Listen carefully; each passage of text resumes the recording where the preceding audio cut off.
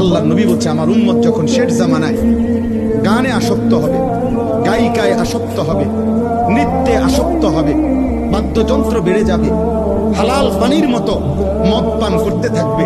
আল্লাহ রাসূল সাল্লাল্লাহু আলাইহি ওয়াসাল্লাম বলেছেন ইজা যাহারাতিল কায়নাত ওয়াল মাআজিফ ওয়াস্তাহাল্লাতিল খামরা, আল্লাহ নবী বলেন আমার উম্মতকে তখন মাটিতে ধসিয়ে দেওয়া হবে, পাথরের বৃষ্টি বর্ষণ করা হবে, চেহারা বিকৃত করে।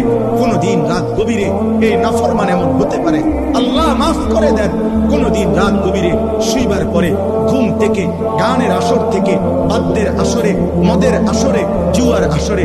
প্রিয় ভাই আমার, আল্লাহর কসম মুহাম্মদ আরবি 1450 বছরে মিথ্যা বলে নাই।